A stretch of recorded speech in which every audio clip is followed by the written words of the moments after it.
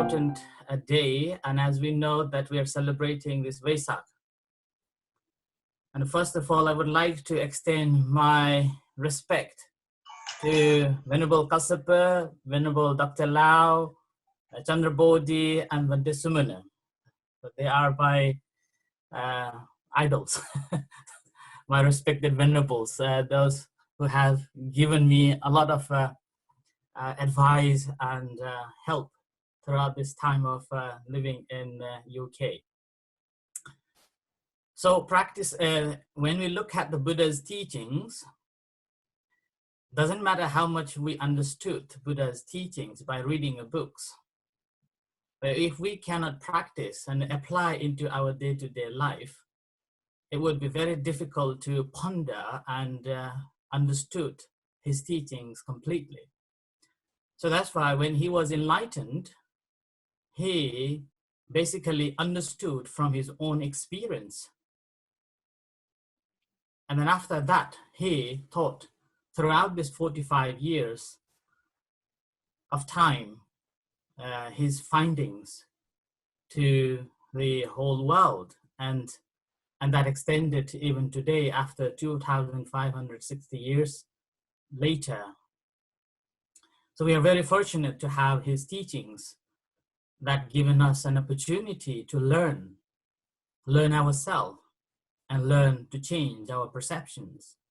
So in my understanding that the Buddha's teachings is to change our perception by our own effort and own study. And then once we have studied properly and keep it in, take it into practice, once we have seen the results, our perception will change from the old perception that we had that changes into the new perceptions, and that's how it opens the new world for us. And that perception changed simply on the basis of our study and then carefully practiced through with our own experience. So that's why in order to change our perception, it is not just reading a book, but we have to experience it physically and mentally. And that's where the practice of meditation comes in. And the practice of meditation, again, is not about changing somebody. It's not about willing to change someone, but it's about changing ourselves, the way we look at it, the way we do it, and then the way we behave. In world, normally we have two types of behaviors. One, impatient, whatever things happens, somebody tells us off or something happens against our wish, then we scold them back. And we generate this agitation towards it. And there is another behavior that normally people will have is a patient. And the patient will be, he will investigate it properly in his own understanding and then experimenting. And with that, what will happen is that they will be able to tame their mind and able to tame their mind, not letting the mind go along with these essential pleasures that world is given or the world has. And once we have fully tamed, like like horses or the wild animals, and then after that, once we have tamed it, they become a calm, and we will be able to use it for our benefit. And our mind is like that too. Once we have fully tamed it, it's become a calmer, peaceful, and then we can use it properly for the good and benefit of ourselves. And with that, our mind becomes softer and softer. It's like a water. The quality of water is so pure, it preserves its quality, but it can be able to adapt in any jars without causing any troubles to the jars. And that's the beauty of a Buddhism, that no matter where the Buddhism went or traveled to the different parts of the world throughout this history, never had any problem with that existing community or the culture. And that's sort of a mentality or the quality one should have to develop by studying Buddhism and practicing Buddhist philosophies and meditation. And once we have fully studied Buddhism and then practice it properly, the first thing what will happen is we will be able to let go our identity view. And this letting go identity view is the first ladder towards the noblehood. And that first ladder that we can achieve simply by learning to give. And that giving is, again, small things. You can start off by giving. And sometimes people may think that small things giving is not a value at all, but it has a great value. It's a start to change our perception. And that's, again, based on our effort. So that's called the Vidyavada. So Buddha's teachings is a Vidyavada, that you can change your destiny, your perception. So, and that comes through the inner changes in you. So I remember when about 10 years ago, one of my friends told me that there was a man who wanted to change the world. So he worked so hard in his 20s. But after working for 10, 15 years, he realized that changing the world is impossible. So he concentrated on his country. And after working for 10, 15 years, again, he found that changing the country is so hard. So he concentrated in his village and worked there another 10, 15 years, and realized that changing the village was so hard. So he concentrated in his house. And again, in his house, in his family, he found after 10, 15 years later that changing the family members, again, it's very hard. Then he concentrated himself. And at the moment, at that time, he realized that if he had concentrated himself from the beginning, he would have changed himself, and then he would have change or effect to the family, to the village, to the country, and to the world. So the whole Buddha's message simply is to change ourselves, changing our perception with our effort, and then getting rid of our so-called ego, so-called identity, so-called satkaya ditthi. So that's why the practice of a meditation is to simply understanding this nature of mind, me, and then myself. That's why I normally rephrase the mind into like a as a acronym. So M for the mind the gap, and I, it's okay, and then N, no problem, and the D, learning to be detached. So detachment. We cannot solve any problem, and all the problems. Whenever these problems arises, and simply we have to create mindset that it's okay. So having this mindset of a gap in between. And then after that, what is happening here is you're concentrating yourself, observing all the sensations that's taking place in your body, and aware of the sensations, aware of your proliferations, aware of your desires, aware of your exaggeration or objections and commentaries on top of what you have experiencing.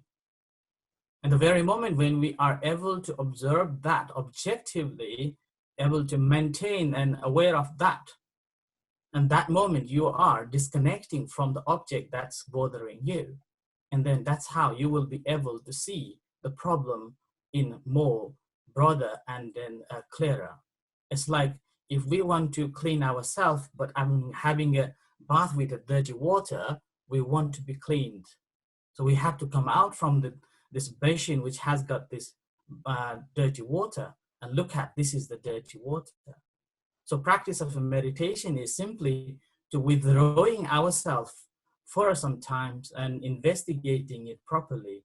And then with that, we will have this experiential level of understanding of the nature the whole world has. And that's the teachings of the Buddha, that he said he teach only two things, that is the suffering and get rid of the suffering, or the cessation of the suffering. So that's why the practice of a meditation always focus with us and then channeling towards other people. So, and this practice, again, Buddha's instruction is not to get anything outside object, but to go inside ourselves. And simply that, again, we can start off with watching the breath. Now, breath is a beautiful object that we can use. Suppose breathing in, if doesn't come out, we are dead. Breathing out, it doesn't go in, we are dead too. And yet, how many times do we observe or care about this breath? We care about the outside world so much, but this breath itself, who is our life, how many times do we care? How many times do we look after this breath? And this breath has a so good relationship with our body, with our feelings, with our mind. And then understanding this whole nature also starts from this knowing this breath. So that's why the Buddha's teachings always begin with observing the breath. And now, I think rather than talking on these topics, I would rather invite you to watch your breath and practice for some time. Are you ready? Yes. Okay, yes. Okay. So Yeah. in that case, let's practice sitting. Okay, finding your comfortable position. Although you're gazing this computer, this time you can turn it on and simply find a comfortable position. Close your eyes for this time. Okay, close your eyes. Gautamji, you have to close your eyes. Okay, so close your eyes. Okay, and finding a comfortable position. And this time, again, do not think anything. Simply feel the whole body breathing. You're not concentrating in your nose. You're not concentrating in your belly. You're not concentrating in your chest. Simply, the entire body is breathing.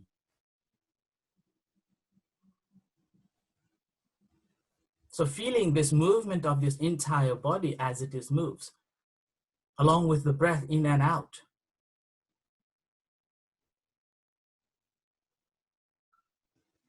Now remember, you're not thinking, you're feeling from inside. And as you're inside, you're thinking, or not thinking, but feeling about your own body, at this time, when you're connecting with your body, the thought pops in. And that moment, again, just disconnect that thought. Connect with your body. And relax. You may have tensions in your shoulders. You may have tensions in your head. Relax them. Just simply not holding your body. So let your chair holds you. Dropping the heaviness onto the chair. And once you have dropped your heaviness onto the chair, and now you can feel the pressure between your body and the chair. Feeling that heat, feeling that pressure, the connection between your chair and then your body. And expanding that feeling into your entire body. Again, once again, we're coming back to feel the entire body breathing.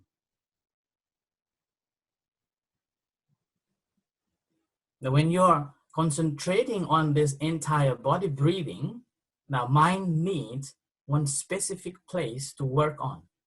Where does your mind go?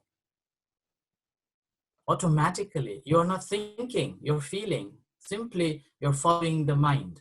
Let the mind choose where the mind goes.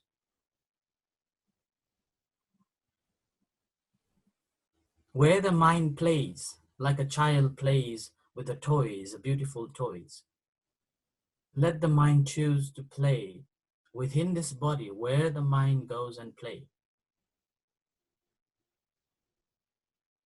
Now this time you have to remember, mind exists only when there is an object. So mind arises along with one object. And when the object moves, when there is a constant move, mind is constantly arising.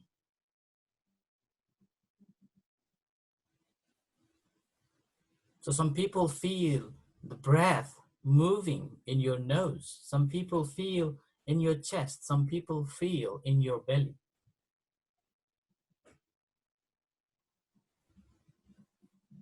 And wherever you feel it, just aware of that, concentrating that movement. And as you concentrate that movement, consciously, with your clear consciousness, making a note of it. I am observing it.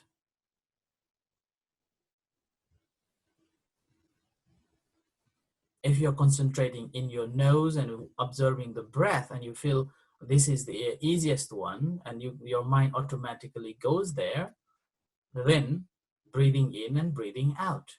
Consciously, with your clear consciousness, you're simply making a note of it that I am breathing in, I am breathing out.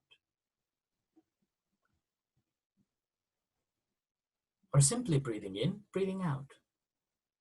But if you're feeling other parts of the body, like the abdomen rises, falls along with the breath, or the chest rises and falls along with the breath, then again, you can use that as an anchor. An anchor where your mind will be settling down, your mind will be calming down. Once mind calms down, it generates the energy, like you have created the big dam, you put the water in, and then you are channeling it just one hole that creates the electricity. Our mind is like that too. When it's scattered all around, it hasn't got the energy. But the very moment when you control it, naturally you're controlling it, and then after you have control, you take power over it, you take control this mental state, and that moment you can channel it to anywhere. You can channel it to your job, your day-to-day life, anywhere. And that moment, I call it opening your senses, and where that moment you're practicing the vipassana, understanding true things, understanding the way things are. Yatha bhuta jnana dassana. So simply working with your breath. Could be rising, falling of abdomen, could be rising, falling of your chest, or simply breathing in and breathing out. The important part here is having a clear consciousness and ability to make a mental note of it. It's a hammering.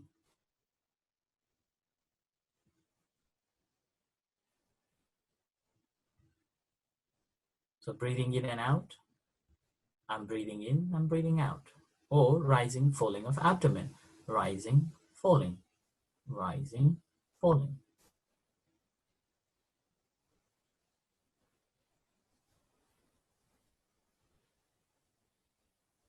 Now it's not an easy job. And meditation is not an easy job. Although people may think it's an easy job, just sit and do, or just close your eyes and watch the breath. Now you can see, you can observe yourself. Even a few breaths you cannot watch. Even a few movements you cannot settle down. But that fast our mind is working. That fast we are driving.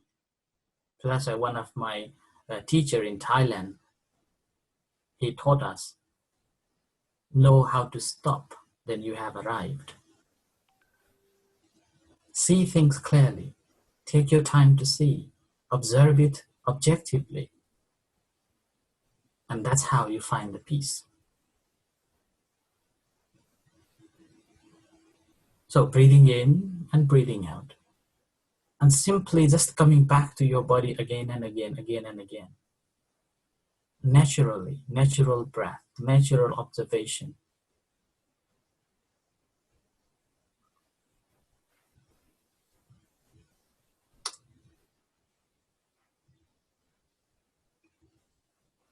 Now I would like to end with the loving kindness meditation. Okay, so you can put your hand in your chest at the heart part. Okay, like this right hand, take and then put it in your left chest where your heart is. Okay, where your heart is, and feel the heartbeat. Can you feel the heartbeat? Yeah. And some people cannot feel heartbeat. In that case, physically smile.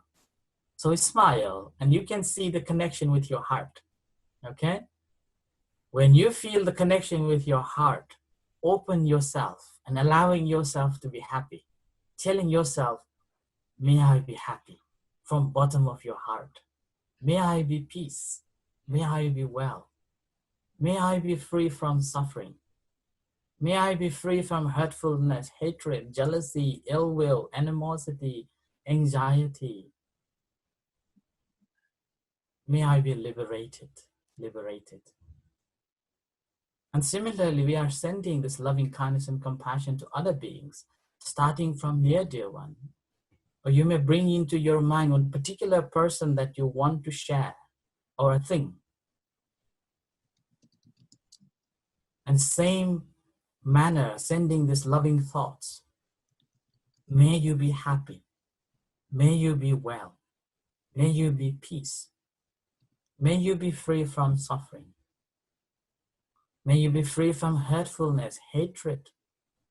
May you be free from troubles of body and mind. May you be liberated, liberated. And similarly, sharing a loving kindness and compassion to all sentient beings, starting from near dear one, probably our parents, probably your husband or wife, probably children, family, friends, relatives, all sentient beings, visible and invisible, in your room, in your house, in your city, in your country, in your in the world, and then entire universe. Sending this love and kindness, bottom of your heart, may they be happy. It's not just a word that you are saying from your heart, but your true feeling that you are sending it. You're really wishing them to be happy. May they be well. May they be free from suffering. May they be free from hurtfulness, hatred, calamities, troubles of body and mind. May they be liberated. May they be liberated. Now you can channel it to all the people that are affected by this coronavirus, COVID-19. Those who are affected, may they be free from this affection. Those who are not, may they be free and safe. Now bring back to your attention to yourself, observing the sensations in your body, and bring that attention to your eyes, and slowly coming out. And I will chant to end for this meditation. Sapphe puttha balapatta pacchekanan chayang palang arahantanan chate chena rakhang vantami sappaso sappa putthanupavena sappa dhammanupavena sappa sankhanupavena sada soti bhavantu te. So thank you very much. Happy Vesak to all, and stay safe. Take care. Thank you. Hello and welcome once again to this Wednesday, on this occasion, afternoon session, starting slightly later than normal today, a couple of hours late. So I guess this will not matter to many people in the present circumstances. Today, I wish to conduct this session particularly in memory of my dear mother, whose birthday fell on the 18th of March, and whose name was Elaine. a very wonderful lady, a grand lady, who allowed me to ordain as a novice monk at the age of 14, at the tender age of 14. By virtue of this merit, may she be well and happy. May she attain to the sublime happiness of nirvana without delay.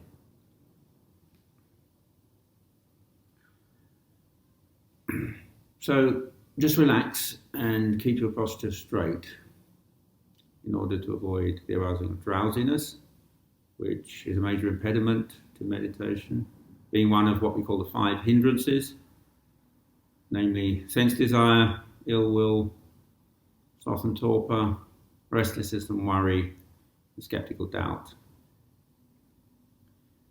I personally believe, as I sometimes say, that it is not essential for people to sit in a chair or in a cross-legged position or in any other posture.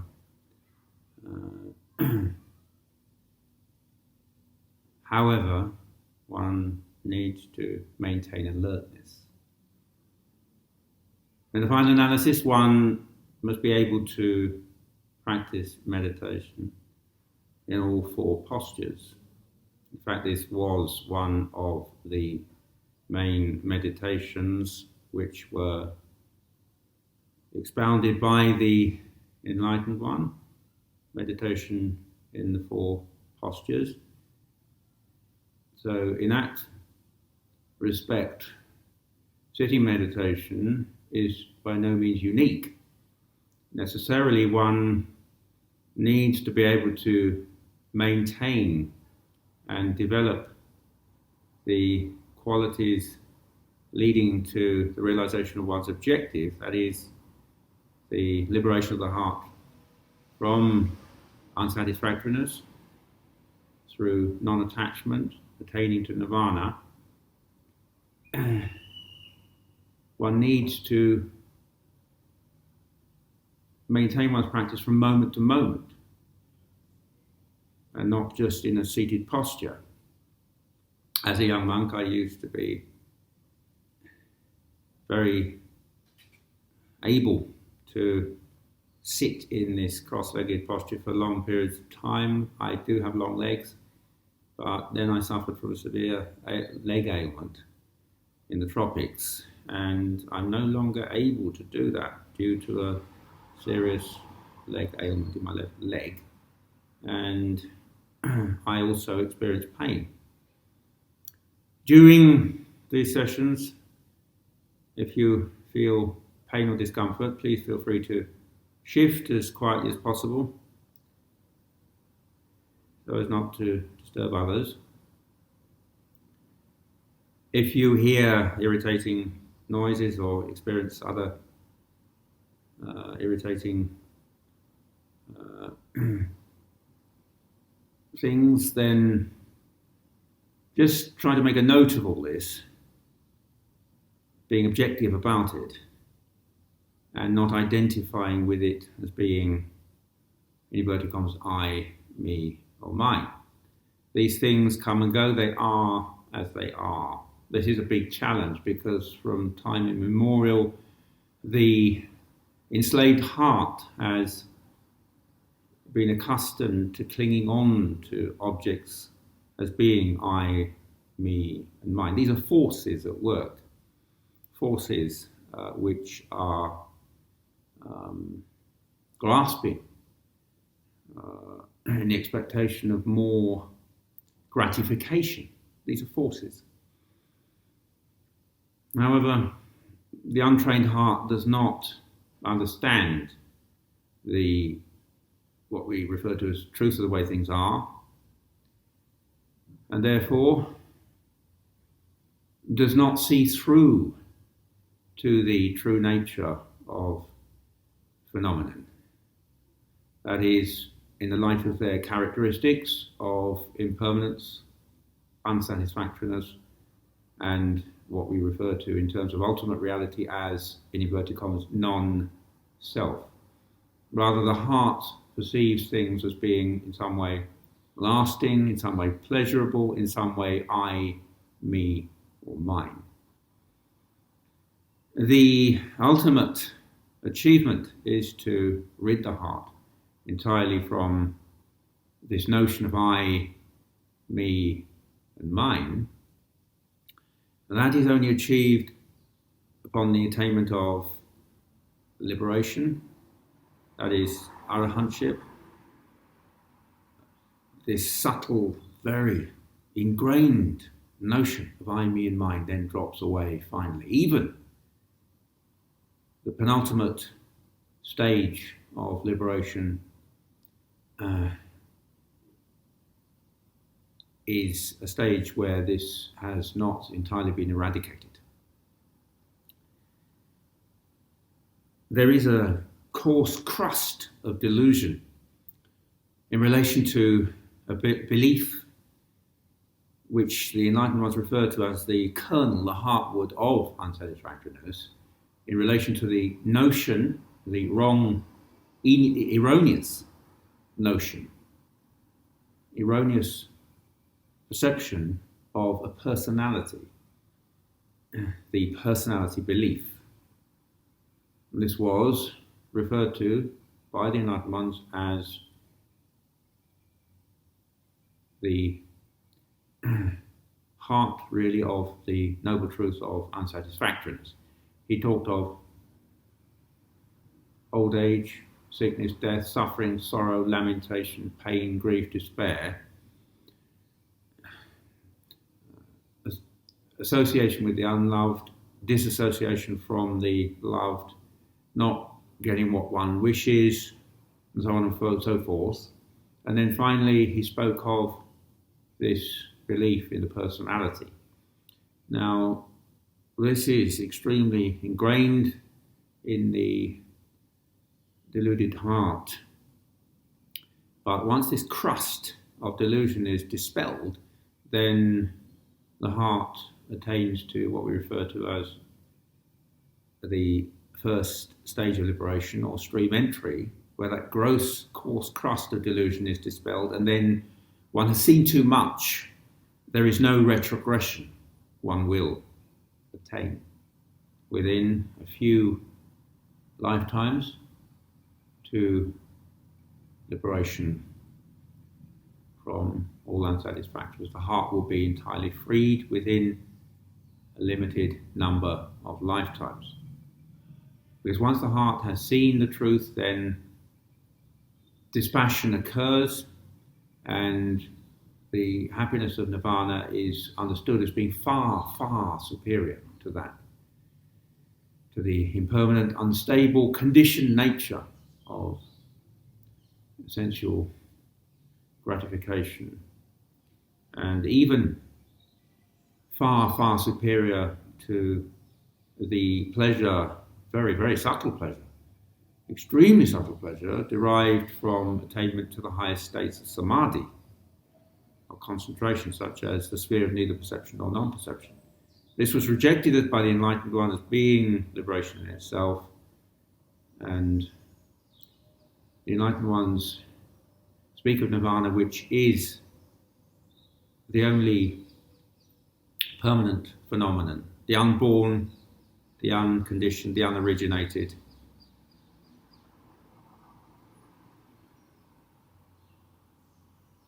that timeless quality, if I may use that expression, which is not dependent upon any external gratification or external sources. One may experience that happiness right here and right now in the present moment. We develop what are referred to as the four foundations of mindfulness, four pillars based upon mindfulness centered around corporeality, or the physicality of things, feelings and perceptions, mind states, and mental objects. For example, a greedy mind in the case of mind states, a hateful mind, a vengeful mind, or whatever. And with mind objects, focusing on these mental objects, such as was referred to a short while ago sense desire, ill will, sloth and torpor, and so on and so forth.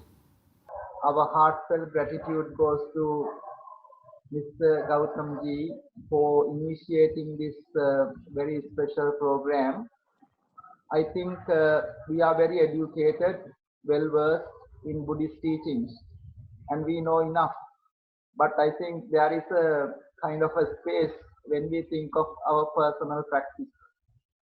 We can be proud being Buddhist if we are being benefited ourselves. So therefore, this gives us an opportunity to reflect ourselves, who we are, and whether we are being benefited from the great teaching. Especially when we think of Baba Sahib Ambedkar, made a great service to the humanity, and it has been spread across the globe and goes into every corner of the world and every small space of the universe. And so who we are and what we have done is a bit of an concern that we need to take some inspiration on a day like today. And also to truly understand who the Lord Buddha is. If there is something to be cultivated, he cultivated that. And he guides the people in that path. Buddha is not a savior, but he shows us the path to practice. If we practice, as mentioned in the Madhupindika Sutta, we get the benefit of it. So I would not take much time, and I wanted to be part of this global gathering of celebrating the Buddha Purnima. And the purpose of being here is to support each other, to appreciate each other's contributions, and to be as a family, unity, develop these connections, and recognize that we are a family that follow the one teacher, follow the great teacher, and that we can help ourselves. Otherwise, we become a spoon in a curry. You know, curry, the spoon may stay no matter how long, but it will not understand the true taste of the Dhamma. So, rather being a spoon, let us really taste the Dhamma, and may you all have the blessings of that practical teaching. It is not a dogma, it is not a mere belief system, it is down to earth practice. Homage to Buddha, the Enlightened One. Gratitude to the Sangha for preserving and propagating the Dhamma. Gratefulness to all the devotees and donors for supporting the Sangha. Most Venerable Mal, dear meritorious Upasakas, Upasikas, brothers and sisters in the Dhamma. So first of all, wish you all happy, as we call it, Buddha Jayanti here. So as you know, this is the thrice auspicious day for all the Buddhists around the world, because it was on this very Vesak full moon day that Siddhartha Gautama was born, and it was again on this very Vesak full moon day that he got enlightened, and then again on this very Vesak full moon day he attained Mahaparinibbana. So these three events occurred on the same day, and he celebrated. So one may ask, okay, you may celebrate the birthday, you may also celebrate his enlightenment, but how do you celebrate his passing away? It is supposed to be a mourning day. You don't mourn at all. But then, from the Buddhist point of view, when one passes away, a normal person, then Buddhists cry because they know that this person is not a liberated one. He is going to come back into the world, and he has to undergo all the sufferings again right from birth, aging, disease, death, to be associated with people whom he doesn't like, or to be dissociated from people whom he likes, or situations that he likes. So all these sufferings he is bound to suffer again. He is bound to undergo again. So therefore, people cry when such a person passes away, who is not liberated. But when it comes to a person like Buddha, the enlightened one, who has overcome all the sufferings and who has translated the cycle of birth and death, when such a person passes away, it is a day of celebration because he's not going to come back into this world of existence, the world of birth and death. So in that sense, even his passing away is a celebration for the Buddhists. Now coming to the teachings of the Buddha, as Buddha himself has explained in the verse, and he says, Sabba papasa akaranam, kusalasa upasampada, sachitta pariyodapanam, etang buddhana sasanam. Sabba papasa akaranam, that is to avoid all evils. Kusalasa upasampada, to perform wholesome deeds. Sachitta pariyodapanam, to purify one's mind. Etang buddhana sasanam. These are the teachings of all Buddhas. So now the question is, to avoid all evils. What are those all evils? If you're going to list them out, it will be a very big list. So the root of all evils in the physical world, we can say that to avoid all evils is to avoid killing, is to avoid stealing, is to avoid sexual misconduct, is to avoid false speech, is to avoid all kinds of intoxicants. So these 5 precepts that are given, these are the things that one has to avoid. Now coming to Kusala Upasampada, what is that you have to perform? So these very 5 precepts, if you take it, it is just the other side of it. That is the first precept says to avoid killing. Then what is that you have to do? What is that you have to perform? You have to do actions which protect life, which give life. Like for example, if someone meets with an accident, you can donate blood and save his life, or give medicines to a sick person. So all these life-saving activities, this one has to perform. Then coming to the second precept, one should abstain from stealing. Then what is that one has to perform? One has to donate his own things for the good and benefit of others. That is, one should do charitable activities. That is Kusala Upasampada. Then the third one is to abstain from sexual misconduct. Then what is the other side? Kusala Upasampada. One should practice celibacy, that is brahmacharya. Now one may ask, how come this applies to lay people? Practicing celibacy may be okay for the monks and nuns, but how does this apply to lay people? But then one should understand that Buddha has not exempted even the lay people from practicing the celibacy.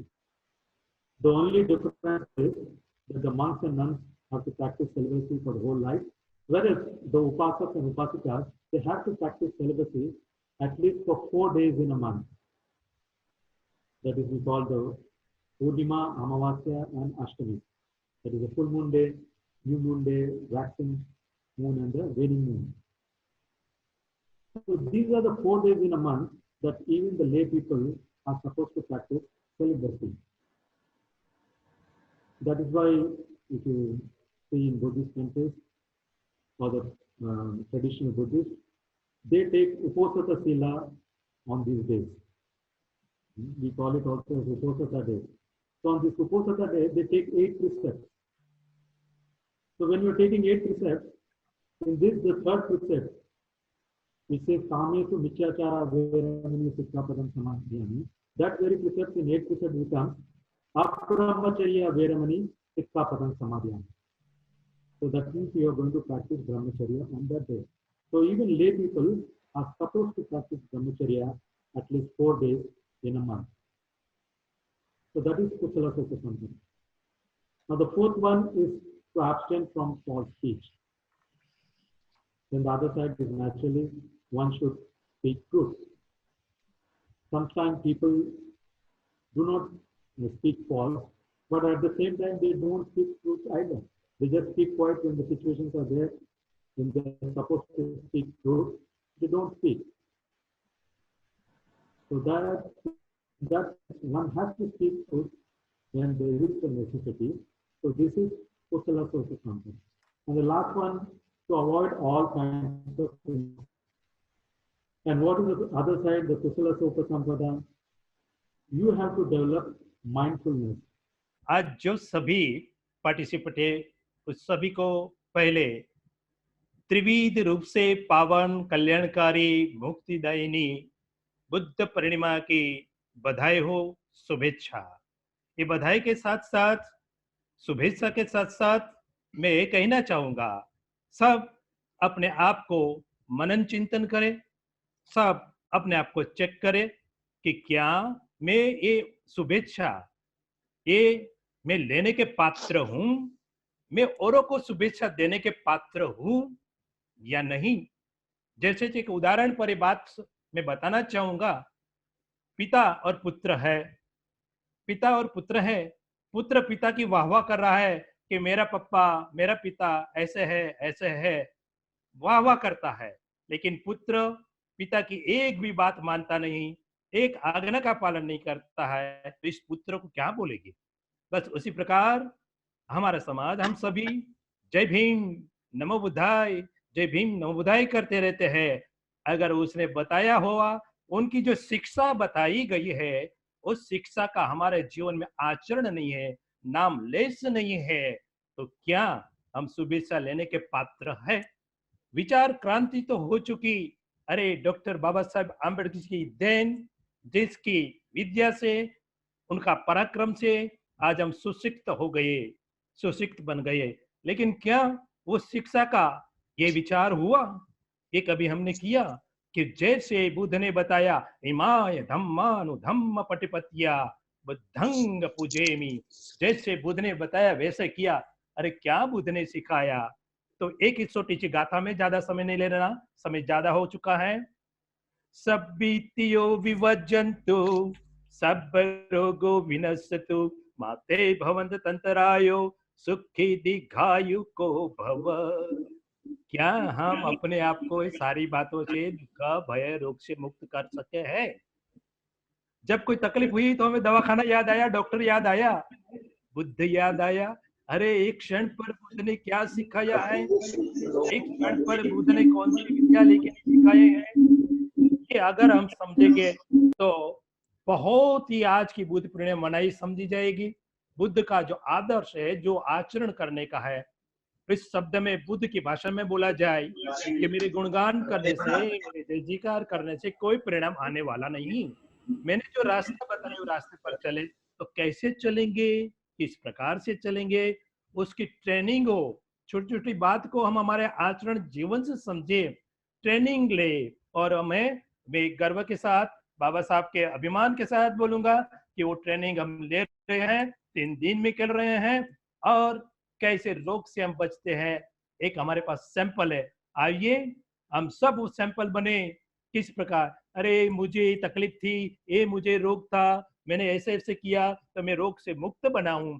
आओ आप भी ऐसे करो, आप भी रोग से मुक्त बन गए। अरे ये दुख है, अरे उनका कारण यही है, चलो चलो ऐसे करे, देख मैंने ऐसे किया, चल भाई आप भी कर। ये जो है ये बात है, अगर ये ट्रेनिंग क्लास करें तो हमारे बात, क्योंकि आज तो हमने बहुत सेमिनार किए, बहुत सम्मेलन भरे, बहुत रैलियां निकाली, बहुत सामने शिविर बनाए, चीवर पहना और उतारा, बहुत कुछ किया, लेकिन जो बुद्ध ने और बाबा साहब ने इशारा दिया वो करनी कथनी एक वेला काम की जो शिक्षा है उससे हमारा दुर्लक्ष्य हो गया। बाबा साहब ने तो इशारा दिया, बड़े लोगों ने धोखा दिया। तो पढ़े लिखे अभी भी मौका है, बहुत अच्छा समय है, यही सोचे, यही चिंतन करे, अरे बुद्ध ने कैसे करके दिखाया, चलो हम भी वैसे करें और करें, तो साथ मिलकर के ये हम करें। मौका मिले तो इस प्रकार से त्रिविध रूप से त्रिताप को हरने वाली इस बुद्ध पूर्णिमा पर हम अपने आप को सफल बने। सही माने में आज धम्म माना धारी तीसो धम्म, धारण करना, आचरण की बात है, केवल नहीं। अगर केवल बोध की बात कर रही है, बुद्ध ऐसा है, बुद्ध ऐसा है, तो ये नहीं मान लेना चाहिए कि पात्र है, पात्र नहीं, आचरण है तो पात्र है। बिना आचरण बातें मुंह में दुर्गंध आती है। इस प्रकार से हमें बराबर समझे और जीवन को अगर लाने चाहे तो सही माने में वो दिन दूर नहीं है जब भारत बौद्धमय हो। बस ये बाबा साहब की संकल्पना के साथ ज्यादा नहीं बोलता हूँ। सबको फिर से मैं शुभेच्छा देता हूँ, फिर से इशारा भी देता हूँ कि भाई उसी को ही शुभेच्छा है, उसी को ही मेरी शुभभावना है कि जो ऐसा करने में आगे आवे, अपने को सफल करे। भवतु सर्वमंगल, भवतु सर्वमंगल, भवतु सर्वमंगलं। मैं राजेंद्र गायकवाड़, मैं पूना से हूँ, महाराष्ट्र से हूँ। और कोरेगांव भीमा जो आप 2 साल पहले से सुन रहे हैं, नए लोग और पुराने लोगों को तो मालूम है पुरानी हिस्ट्री। तो हम ये आज जो सब एक जगह पे मिल रहे हैं, कोरोना की महामारी की वजह से हम बुद्ध जयंती हमारे घर में इंटरनेशनल लेवल पे हम साजरी कर रहे हैं। आज 2583वीं ये विश्व वंदनीय भगवान गौतम बुद्ध की जयंती हम साजरी कर रहे हैं। भगवान बुद्ध का जो प्रचलित इतिहास है उसमें अभी जो कोरेगांव भीमा का इतिहास है वो मिटाना चाहता है, वुडू का इतिहास है वो मिटाना चाहता है। हमारे 4 साल पहले हमारे वुडू बुद्रुक में छत्रपति संभाजी महाराज की समाधि है, वहां एक बोर्ड था और वो बोर्ड पे लिखा था कि गोविंद गोपाल महार ने ये ऐसा ऐसा काम किया है। और 3 साल पहले उस बोर्ड का गोविंद गोपाल से नाम मिटा गया और हमने 3 साल गवर्नमेंट को पत्र व्यवहार किया। बड़ोले साहब ने हमको बहुत ही उस समय सहायता दिए, उनकी वजह से हम पूरी तैयारी से उसमें काम कर रहे थे। तो 3 साल हमने पत्र व्यवहार करने के बाद भी शासन ने कुछ भी नहीं किया। फिर 2018 में कोरेगांव भीमा को 200 साल पूरा होने वाले थे, तो 200 साल शीतनाग ने भी जो इतना काम किया स्वराज्य के लिए उसका भी नाम मिटा दिया, इधर गोविंद गोपाल का भी नाम मिटा दिया। तो ये जो हमारे शौर्य है, हमारी परंपरा है, ये कई लोग मिटाना चाहते हैं। तो हमने ये सतर्क होना चाहिए। तो वुडू बुद्रुक में हमने बोर्ड लगाया और वुडू बुद्रुक का इतिहास पूरे गोविंद गोपाल महार का पूरे राष्ट्र में इतिहास चला गया और उस समय बड़ोले साहब ने हमको बहुत ही सपोर्ट किया। वैसे ही इतिहास मिटाना चाहता है कोरेगांव भीमा के। कोरेगांव भीमा का रणस्तंभ 200 साल पुराना है और उस स्तंभ के ऊपर 1965 और 72 में जो लड़ाई हुई थी उसके जो शहीद हुए थे उसकी पार्टी कोरेगांव भीमा स्तंभ पे लगाया। तो ये जो शौर्य के इतिहास से मिटाना चाहता है।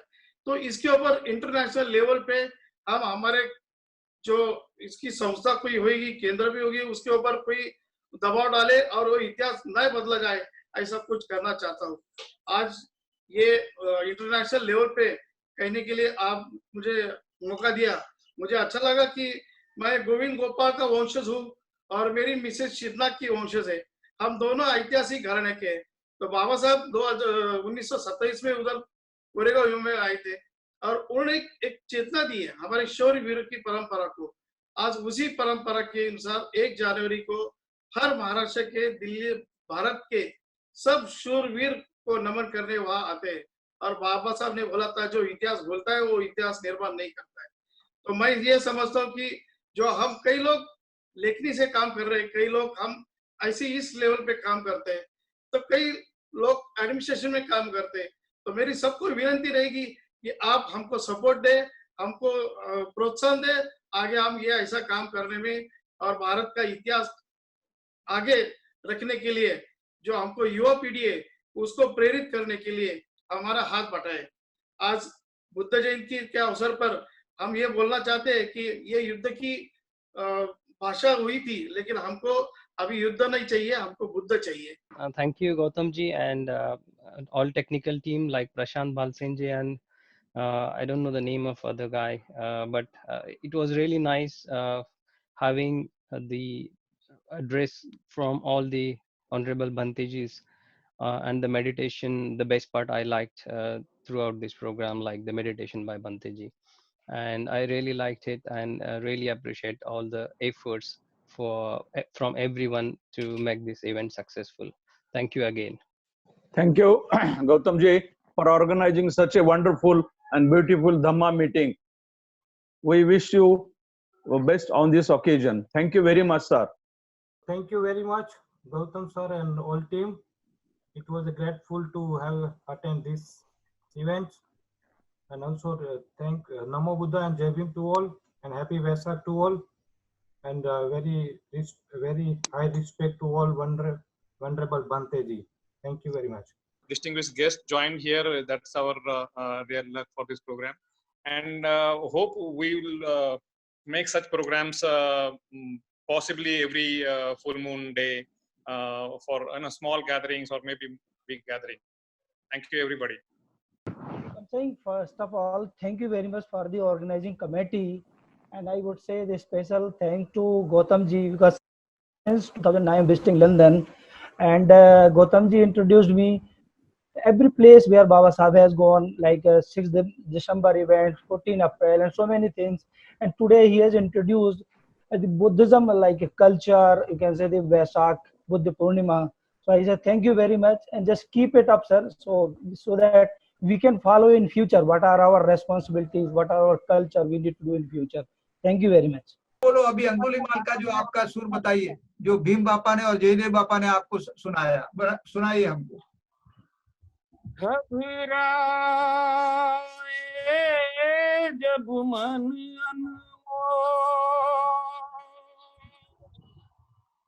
हृदय हो उठे डावाडो,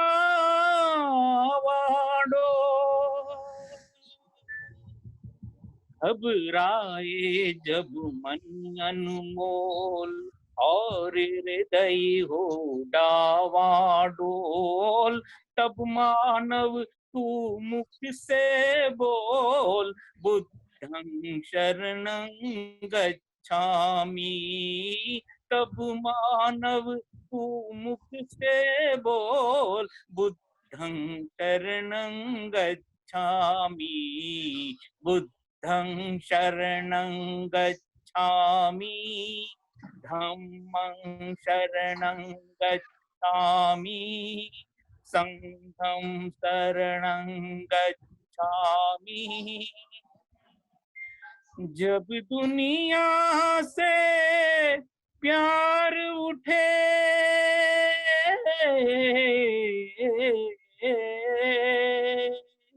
जब दुनिया से प्यार उठे, नफरत की दीवार उठे, माँ की ममता पर जिस दिन बेटे की तलवार उठे,